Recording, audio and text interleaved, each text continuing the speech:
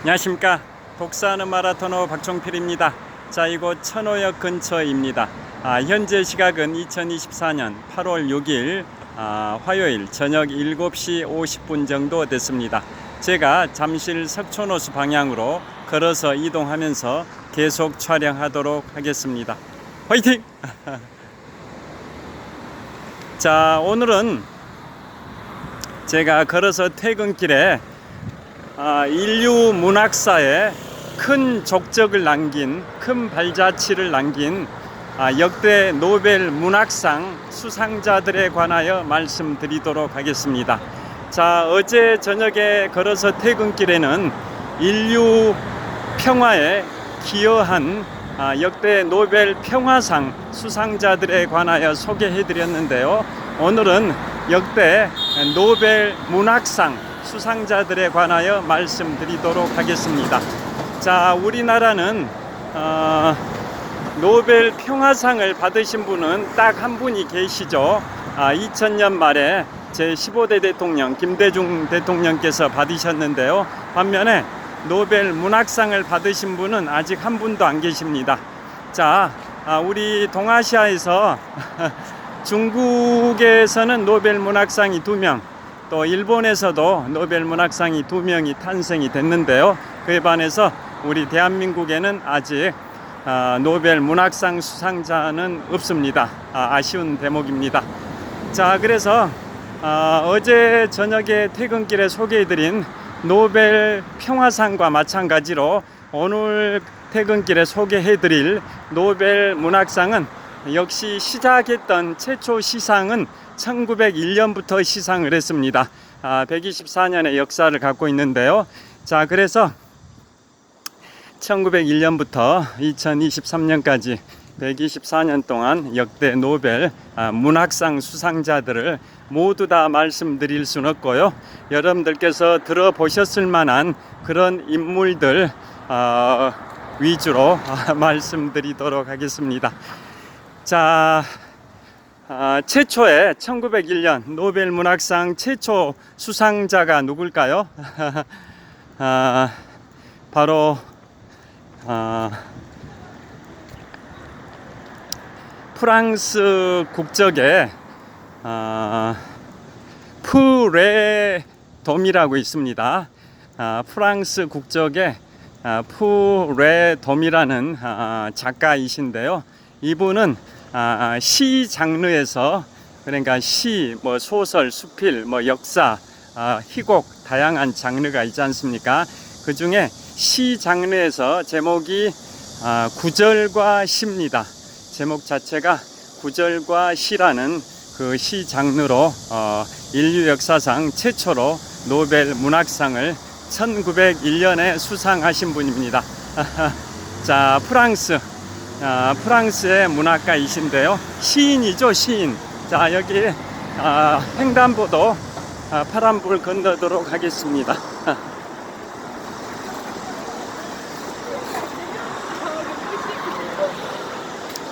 자, 다시 말씀드리면 인류 역사상 최초의 노벨 문학상 수상자는 1901년에 프랑스의 시인 푸레돔이라는 그 인물께서 시 장르에서 구절과 시라는 제목의 시 작품으로 인류 역사상 최초로 노벨 문학상을 수상하신 분입니다. 자, 그러면 두 번째는 1902년입니다. 1902년에는 독일 국적의 몬젠이라는 분이 계십니다. 몬젠의 역사 장르에서 로마사라는 제목의 역사서로 1902년에 노벨 문학상을 받으셨습니다. 독일 출신의 몬젠이라는 작가, 역사 장르에서 로마사라는 제목으로 1902년에 노벨 문학상을 수상하셨습니다. 그 다음에 이제 지금부터는 좀 들어보셨을 만한 그러한 작가들이 등장합니다. 자, 1907년에는 그 유명한 영국 출신의 키플링이라는 작가가 소설 장르에서 정글북으로 노벨 문학상을 수상하셨습니다. 자, 1907년입니다. 자, 정글북은 워낙 유명하죠. 그 작가가 키플링인데요. 뭐 가방 브랜드 중에서도 키플링이라는 브랜드도 있긴 한데 영국의 작가 이름 대문호가 키플링이라는 작가, 그분이 1907년에 소설 장르 정글북이라는 소설로 1907년에 노벨 문학상을 수상하셨는데요. 그 키플링이라는 정글북의 작가가 유명한 말을 남긴 게 있습니다. 그 유명한 말을 제가 책에서 읽었는데요. 그걸 좀 인용해 드리면 재미있습니다. 뭐라고 했냐면, 역사를 이야기식으로 가르친다면 결코 잊혀지지 않을 것이다 라고 키플링이라는 작가가 말씀하셨습니다. 다시 한번 말씀드립니다. 역사를 이야기식으로 가르친다면 결코 잊혀지지 않을 것이라 라고 명언을 남겼습니다. 자, 그러니까 역사를 딱딱하게 서기 몇 년에 어떤 일이 일어났다 이런 평이하고 서술적으로 가르칠 게 아니라 이야기식으로 역사를 가르친다면 결코 잊혀지지 않을 것이다 라는 명언을 정글북의 작가 키플링이 말씀하셨습니다. 그래서 역사는 영어로 히스토리고 이야기는 스토리지 않습니까? 그러니까 여기 강동구청역 통과해서 말씀드리겠습니다. 자, 그래서 영어로 역사는 히스토리, 이야기는 스토리인데요. 그 역사, 히스토리를 이야기, 즉 스토리텔링 형식으로 가르친다면 결코 잊혀지지 않을 것이다 라는 취지죠.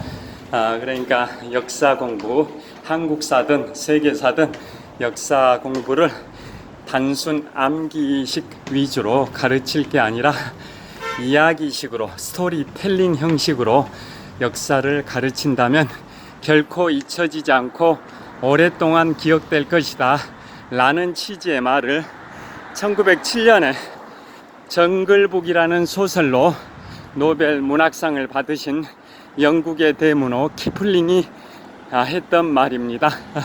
역사를 이야기식으로 가르친다면 결코 잊혀지지 않을 것이다. 제가 책에서 본 말을 소개해 드렸습니다. 자, 그 다음에 1913년에는 누가 노벨 문학상을 받았을까요? 바로 영국 지배하에 있던 인도에 또 커다란 별이 계시죠.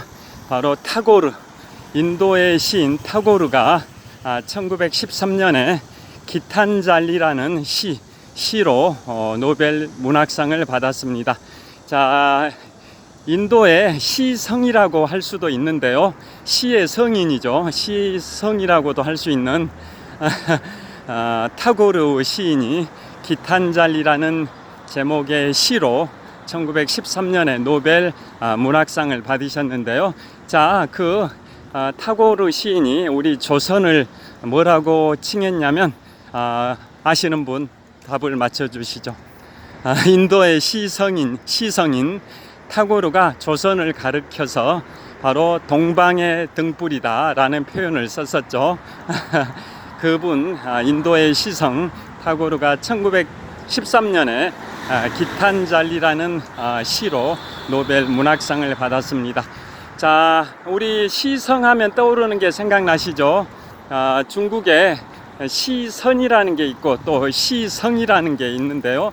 자, 술을 이겨내는 거에 있어서도 네 종류의 등급이 있죠.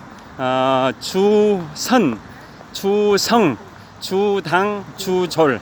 술을 이겨내는, 즐기냐 아니면 간신히 이겨내냐에 따라 술에 대한 대응의 능력에 따라 네 등급이 있지 않습니까?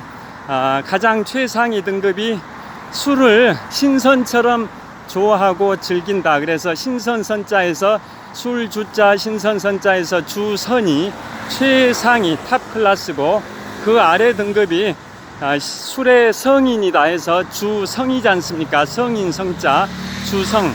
그 아래 등급이 수를 간신히 이긴다 라고 해서 당할 당자, 바로 주당이라고 하죠. 주당.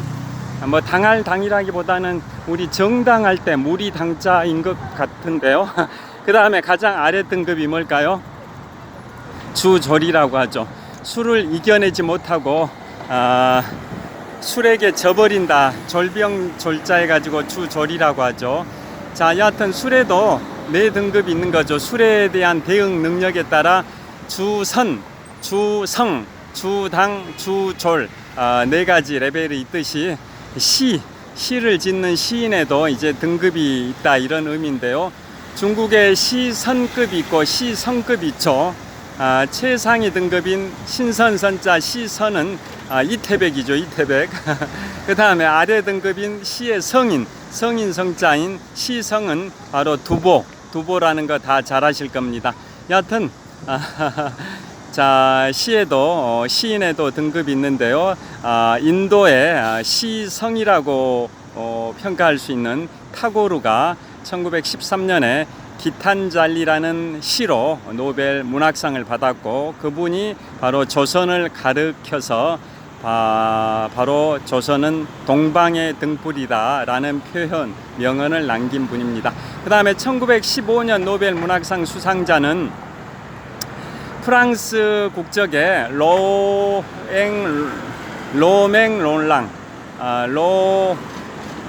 롤랑이죠. 프랑스 국적의 로맹 롤랑이 바로 소설 장르에서 장 크리스토프 이 소설로 1915년에 노벨 문학상을 받았습니다. 자, 1915년 노벨 문학상 수상자는 프랑스 국적의 로맹 롤랑이 장 크리스토프라는 소설로 노벨 문학상을 받았습니다. 그 다음에 1925년에는 누가 받았을까요? 영국 국적의 조지 버나드 쇼입니다. 영국 국적의 조지 버너드 쇼가 희곡 장르로 제목이 피그말리온, 많이 들어보셨죠? 피그말리온. 그걸로 노벨 문학상을 받았습니다. 1925년 노벨 문학상 수상자는 영국 국적의 조지 버너드 쇼가 희곡 장르 피그말리온이라는 제목으로 노벨 문학상을 받았습니다. 자, 그 다음에 1929년에는 바로 독일 국적의 토마스 만, 매우 유명하죠. 토마스 만이 마의 산이라는 제목으로 노벨 문학상을 받았습니다. 1929년도면 세계 경제 대공황이 발생했던 연도가 1929년인데요. 그때 독일 국적의 토마스 만이 마의 산이라는 제목의 소설로 노벨 문학상을 받았습니다. 워낙 유명한 분이죠. 그 다음에 1946년에, 그러니까 1945년에 제2차 세계대전이 종전이 되고, 또 8월 15일에는 일본이 태평양 전쟁에서 항복하면서 대한민국도 광복을 맞이했는데요. 그 대한민국이 광복을 맞이했던 연도인 1945년의 이듬해인 1946년에 노벨 문학상은 누가 받았을까요? 바로 그때 받으신 분이 헤르만 헤세입니다. 헤르만 헤세가 원래는 독일 국적이고 독일의 대문호인데 나중에 말년에는 스위스로 국적을 바꿨습니다. 그래서 독일 바로 남쪽에 있는 스위스 국적으로 옮긴 헤르만 헤세가 1946년에 바로 유리알 유희라는 소설 작품으로 노벨 문학상을 받았습니다. 자, 1946년 노벨 문학상 수상자는 독일 국적에서 스위스 국적으로 바꾼 헤르만 헤세가 유리알 유희라는 제목의 소설로 노벨 문학상을 받았습니다. 헤르만 헤세도 너무나도 유명하죠. 그 다음에 이듬해인 1947년에 노벨 문학상 수상자는 프랑스 국적의 앙드레 지드의 소설 좁은 문입니다. 자, 이분도 매우 유명한 분이죠. 1947년 노벨 문학상 수상자는 프랑스 국적의 앙드레 지드의 소설 장르 좁은 문이라는 소설로 노벨 문학상을 받은 분이 1947년도 노벨 문학상 수상자 프랑스 국적 앙드레 지드입니다. 그 다음에 1950년에는 이제 영국에서 버트런드 러셀, 영국 국적의 버트런드 러셀이라는 작가가 철학 장르에서 서양 철학의 역사라는 제목의 철학 장르로 노벨 문학상을 받았습니다. 자, 그분이 바로 1950년 노벨 문학상 수상자인데요. 영국 국적의 버트런드 러셀이 철학 장르에서 서양 철학의 역사라는 제목의 철학 장르로 1950년 노벨 문학상을 수상했습니다. 자, 이제 횡단보도 파란불 건너면서 계속 말씀드리도록 하겠습니다. 그 다음에 이제 1953년에는 누가 받았을까요? 매우 유명합니다. 자, 영국인들이 가장 존경하는 가장 위대한 영국인 랭킹 1위가 누굴까요? 영국의 61대와 63대 총리를 역임했던 1965년 1월에 서거하셨을 때 국장으로 성대하게 장례식이 치러진 영국의 가장 위대한 인물, 영국인들로부터 가장 추앙받는 인물 누굴까요? 바로 2002년도 영국의 BBC 방송국에서 100만 명의 영국인을 대상으로 가장 위대한 영국인을 설문조사했는데요. 랭킹 1위, 부동의 랭킹 1위가 2차 세계대전을 승리로 이끈 61대와 63대 영국 수상을 했던 윈스턴 처칠입니다.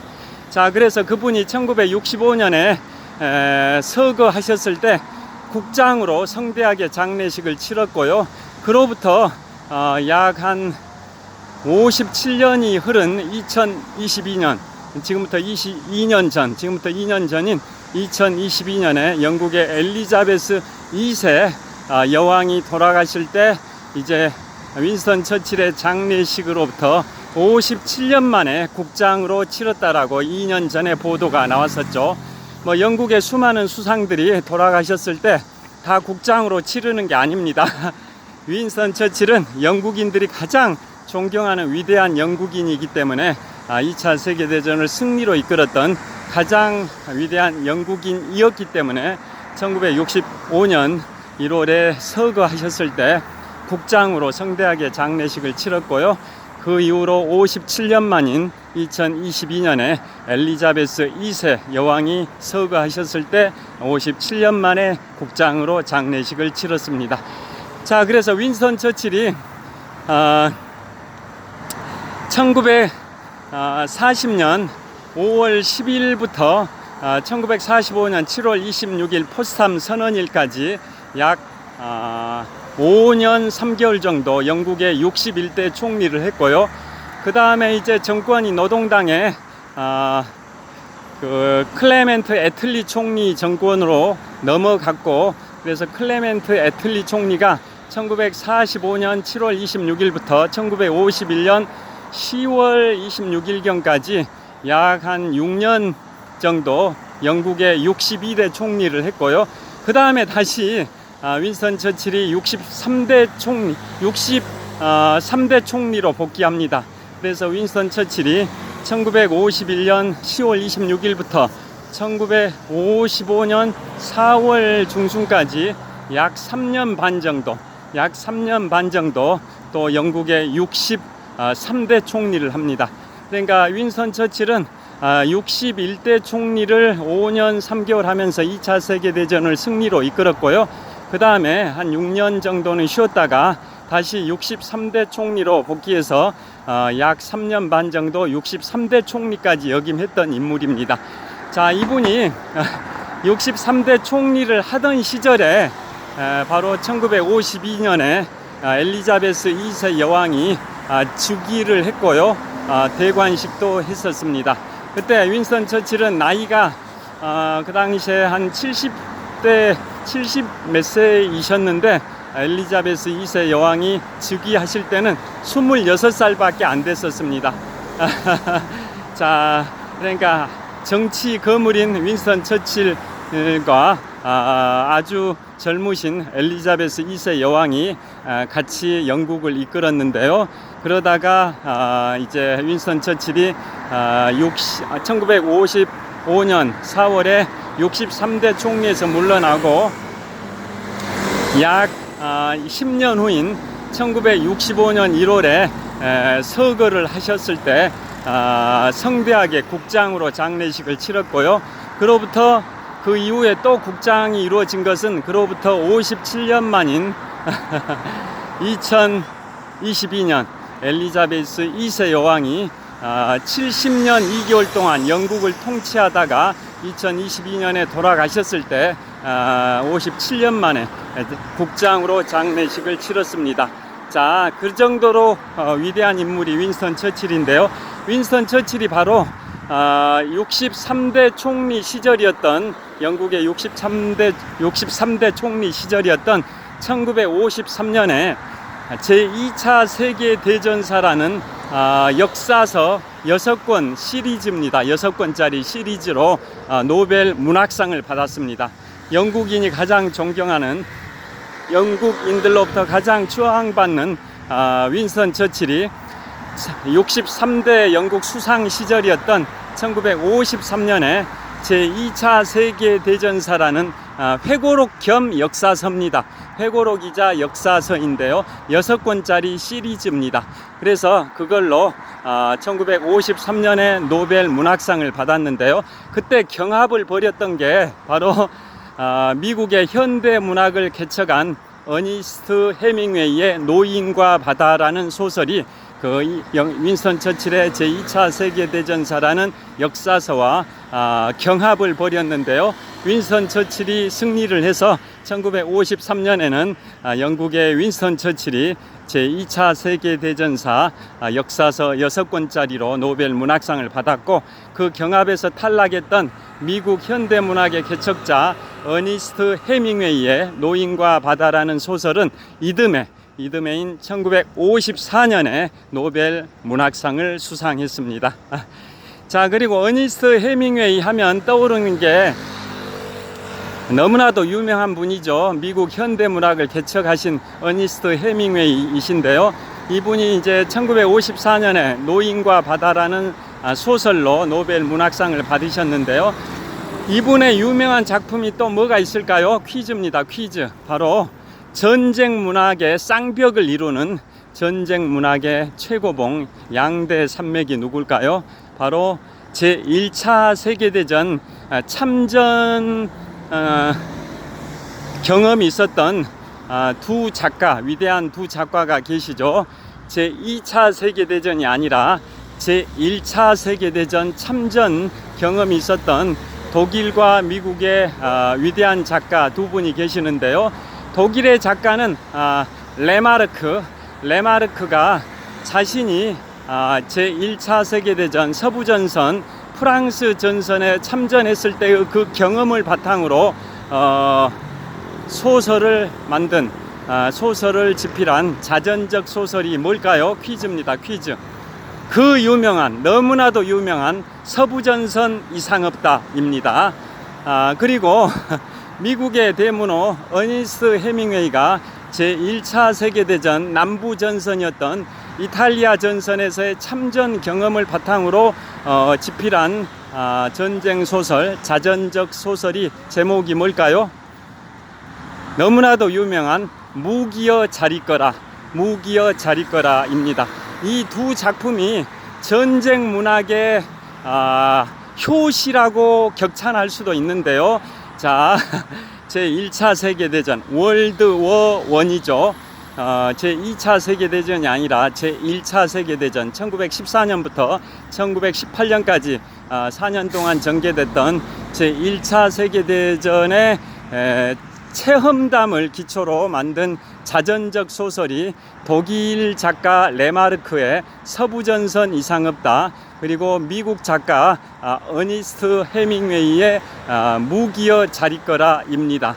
자, 그래서 그 두 작품이 전쟁 문학의 효시라고 격찬할 수 있는 전쟁 문학의 쌍벽을 이루는 최고봉 두 작품입니다. 자, 그래서 뭐 줄거리는 다 잘 아시다시피 레마르크의 서부전선 이상 없다는 1차 세계대전 서부전선이었던 프랑스 전역에서의 레마르크가 실제 참전해가지고 전쟁의 그 비참함, 전쟁의 참상, 인간성이 파괴되는 그 전쟁에 그 생과 사가 오고 가는 삶과 죽음이 순식간에 바뀌는 그 참혹한 현장에 그 분위기를 생생하게 그린 게 바로 서부전선 이상 없다인데요. 거기에서 유일하게 인간성을 찾을 수 있는 게 바로 전우예죠. 전우. 모든 게 파괴되고 모든 게 죽어가는 그 상황에서 전우에만은 같이 싸우는 동료, 전우들 간의 그 전우에만이 인간성을 살려주는, 인간성의 의미를 깨닫게 해주는 유일한 희망이었는데요. 그것마저도 끝장이 나버리죠. 왜냐?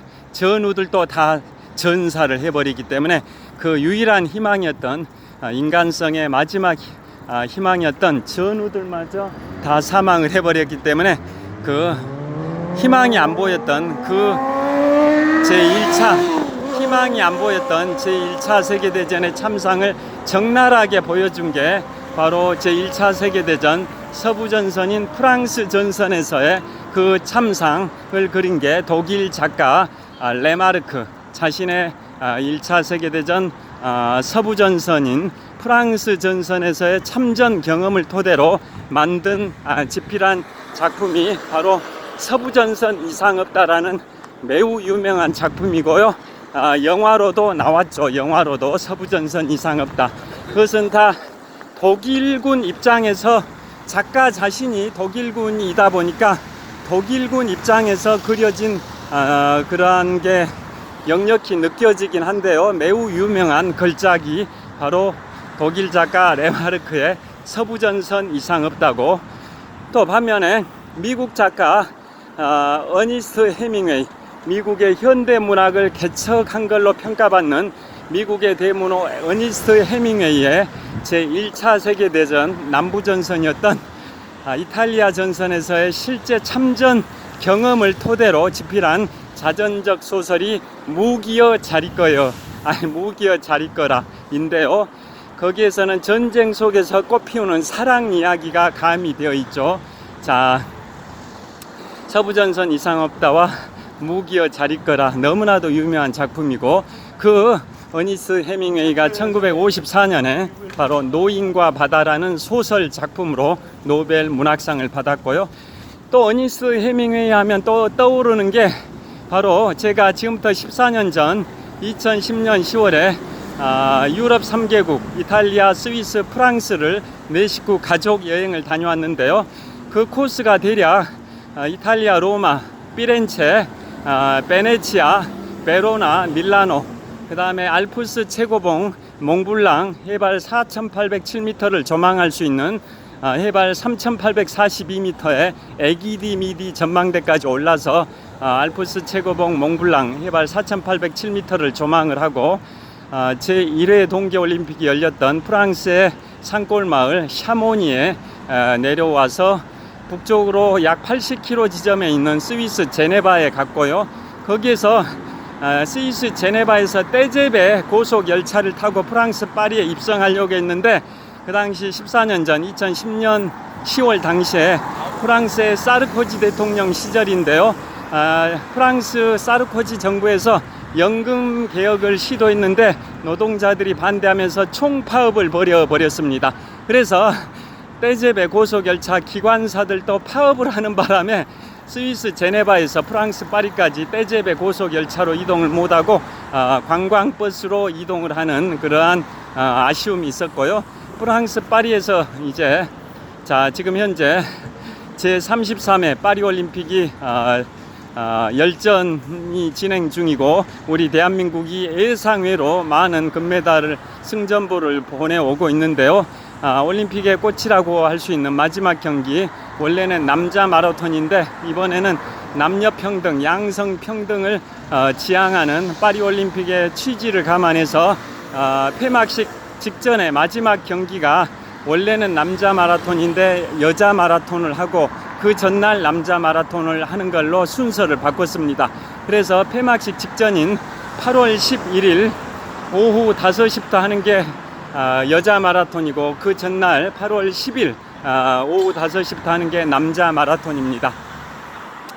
자, 여하튼 파리올림픽 열전이 펼쳐지고 있는데요. 대한민국 전사들의 그 승전보에 뜨거운 응원의 박수를 보내드립니다. 자, 그래서 제가 프랑스 파리에 갔을 때는 관광 코스가 몽마르트 언덕, 루브르 박물관, 에펠탑, 샹젤리제 거리, 프랑스 대혁명의 광장인 콩코르드 광장, 개선문, 센강 야간 유람선 투어 뭐 이런 일정으로 진행을 했었는데요. 자, 그래서 그 코스 중에 가장 기억에 남는 곳이 어디냐면 이탈리아의 베네치아입니다. 이탈리아어로는 베네치아, 영어로는 베니스인데요. 물의 도시죠, 물의 도시. 자, 그곳은 너무나도 멋있습니다. 그래서 그곳은 나폴레옹이 그 200여 년 전에 그곳에 가서 유럽에서 가장 아름다운 응접실이라고 격찬했던 베네치아의 산마르코 광장이 있고요. 또 그곳에서 방금 말씀드렸던 미국의 현대문학을 개척한 어니스트 해밍웨이가 누구를 위하여 종을 울리나 작품을 집필했습니다. 그 베네치아에서 미국의 대문호 어니스트 해밍웨이가 누구를 위하여 종을 울리나 라는 작품을 집필했던 곳이 바로 베네치아고요. 또 나폴레옹이 자신의 첫 번째 부인이었던 조강지처 조제핀과 달마따에서 그 궁전, 어떤 궁전이 베네치아에 있는데요. 자신의 첫 번째 부인 조강지처 조제핀과 달마따에서 그 궁전을 나폴레옹이 너무나도 좋아했고요. 자, 그 다음에 결혼 행진곡 딴딴따단 딴딴따단 결혼 행진곡의 작곡가 바그너죠. 바그너도 그쪽 베네치아에서 한동안 머물렀었고요. 그 다음에 가장 유명한 독일의 대문호 괴테. 자, 불빛 아래서 찍어 보겠습니다. 자, 여기에 뭐 153 구포국수라는 데가 있는데요. 153 구포국수 최근에 개업했는데 굉장히 손님이 많습니다. 자, 독일의 대문호 괴테도 베네치아를 방문하고 그 베네치아의 멋진 풍광, 아름다운 그 경관에 감탄사를 연발을 했습니다. 그래서 독일의 대문호 괴테가 베네치아를 투어했을 뿐만 아니라 이탈리아 전역을 여행하고 나서 이탈리아 여행이라는 작품 기행문을 집필하기도 했었죠. 독일의 대문호 괴테의 이탈리아 기행이라는 작품도 있는데요. 그 독일의 대문호 괴테가 이탈리아 베네치아를 관광하고 나서 또 명언을 남겼습니다. 뭐라고 명언을 남겼을까요? 이렇게 명언을 남겼습니다. 베네치아, 너는 머리로 이해할 수 없어 마음으로 담아간다 라고 명언을 남겼습니다. 자, 송파구청 앞 사거리 횡단보도를 건너고 있습니다. 자, 독일의 대문호 괴테가 물의 도시 이탈리아 베네치아 관광을 마치고 나서 베네치아의 그 아름다운 풍광에 너무나도 감탄을 해서 이렇게 명언을 남겼습니다. 베네치아, 너는 머리로 이해할 수 없어 마음으로 담아간다 라는 명언을 남겼습니다. 그 정도로 유럽 3개국 여행을 지금부터 14년 전인 2010년 10월에 할 때 그 아까 코스 말씀드렸는데요. 그 중에서 가장 최고의 코스가 베네치아였습니다. 자, 그 수많은 인물들이 나폴레옹이나 바그너나 어니스트 해밍웨이나 괴테나 수많은 분들이 그곳의 풍광에 경치에 감탄해 가지고 꽤 많은 시간을 거기서 보냈다 하고요. 어니스트 해밍웨이, 오늘 말씀드리고 있는 1954년에 노인과 바다라는 소설 작품으로 노벨 문학상을 수상한 미국의 현대 문학을 개척한 어니스트 해밍웨이도 그곳 베네치아에서 누구를 위하여 종을 울리나 라는 작품에 또 작품을 집필하기도 했습니다. 자, 이제 잠실 석촌호수 동호 북쪽변 한 5분 후에 도착합니다. 자, 그 다음에 1957년에는 누가 받았을까요? 1957년 노벨 문학상, 바로 프랑스 국적의 알베르 까미의 이방인입니다. 자, 소설이죠. 1957년 노벨 문학상 수상자는 프랑스 국적의 알베르 까미의 소설 작품 이방인입니다. 워낙 유명한 작품이죠. 그런데 이것 관련해서 제가 재미있는 거 하나 말씀드리겠습니다. 자, 알베르 까미는 지금 서울 명동에 가면 서울 명동에 중국인 관광객 또 일본인 관광객, 외국인 관광객들이 많이 찾는 곳이 서울 사대문 안에서도 가장 한복판인 명동인데요. 제가 예전에 5년 전까지 시중은행 본점에 근무를 할 때 그곳 명동의 한복판에 가서 점심 식사를 가끔 했었습니다. 거기 가면 매우 유명한 삼계탕집이 있고요. 그 다음에 비엔나 커피숍도 있습니다. 상호를 말씀드리기는 적절치 않은데요. 자, 한 50년 이상 역사를 갖고 있는 모 삼계탕이 있고요. 또 50년 이상의 역사를 갖고 있는 비엔나 커피숍이 있는데요. 비엔나 커피숍은 제가 상호를 밝히겠습니다. 커피숍 이름이 가무입니다. 가무. 알베르 까미와 관련이 돼서 제가 상호를 밝힐 수밖에 없습니다. 서울 한복판 명동에 중국 대사관 뒤쪽에 있습니다. 중국 대사관 앞쪽에는 서울 중앙우체국 쪽이 중국 대사관 앞쪽인데요. 그쪽은 화교들이 운영하는 중국 음식점이 많이 있습니다. 중국 대사관 정문 쪽은. 반대로 중국 대사관 뒤쪽에는 명동 상가가 있는데요.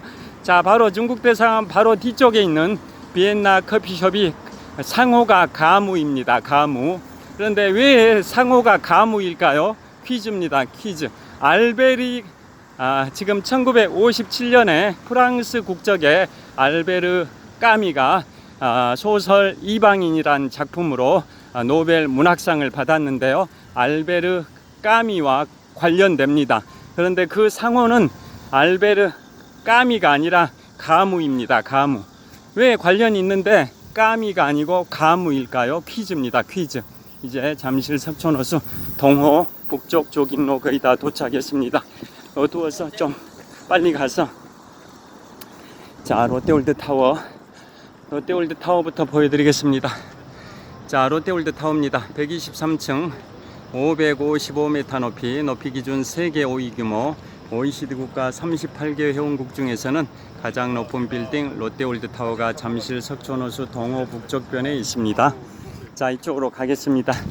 동호 북쪽 조깅로 쪽으로 이동하고 있습니다. 자, 이제 잠실 석촌호수 동호 북쪽 조깅로 거의 도착을 했습니다. 자, 제가 이곳 잠실 석촌호수에서 2002년 3월 1일 3일절부터 오늘 2024년 8월 6일까지 무려 22년 5개월 6일 동안 마라톤 훈련을 해오고 있는 공간이고요. 이곳에서 22년 5개월 6일 동안 마라톤 훈련을 하면서 42.19km를 101회 완주했고요. 누적 훈련 거리는 지구 한 바퀴 4120km에 약 68% 정도에 해당되는 거리인 28,000km 정도를 달렸으니까 22년 5개월 6일 동안 일평균 훈련 거리는 약 3.4km 정도 됩니다.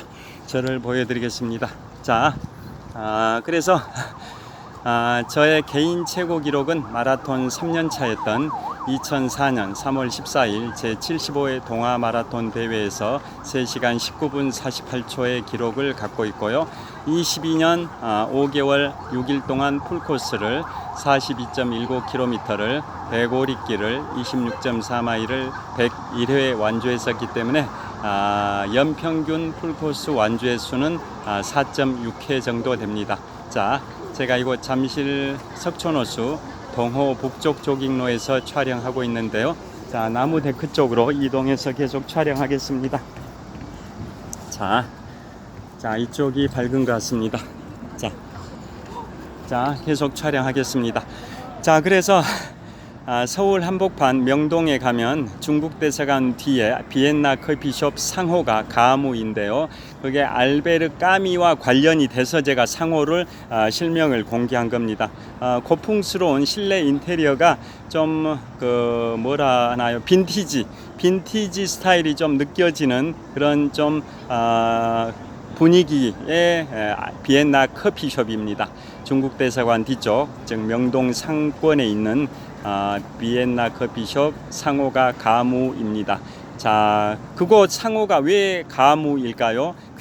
힌트는 1957년에 프랑스 국적의 알베르 까미의 소설 작품 이방인 그 작품으로 1957년에 알베르 까미가 노벨 문학상을 수상하셨는데요. 알베르 까미와 관련이 됩니다. 상호, 그 비엔나 커피숍 상호 가무가 알베르 까미와 관련됩니다. 어떤 관련이 있을까요?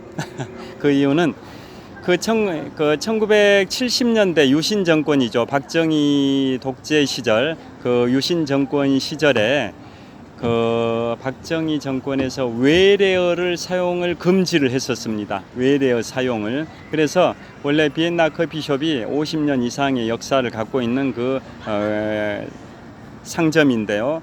그 상점의 원래 상호가 프랑스의 대문호 1957년에 이방인이라는 소설 작품으로 노벨 문학상을 수상한 프랑스의 대문호 알베르 까미의 이름을 따서 비엔나 커피숍의 상호가 상점 이름이 까미였습니다. 까미. 그런데 그 1970년대 박정희 유신 독재 시절에 외래어 사용을 금지한다라는 조치로서 그런 외래어 사용을 전면 금지를 했었습니다. 그래서 알베르 까미라는 그 까미 상호를 약간 순화시켜서 외래어가 아닌 것처럼 표현하기 위해서 가무로 상호를 바꿨습니다. 그래서 제가 5년 전에 시중은행에서 부장으로 퇴직했는데요. 퇴직 직전에 그 중국 대사관 뒤에 명동 상권에 있는 그 비엔나 커피숍에 갔을 때 바로 상호가 가무였습니다. 지금도 그럴 것 같긴 한데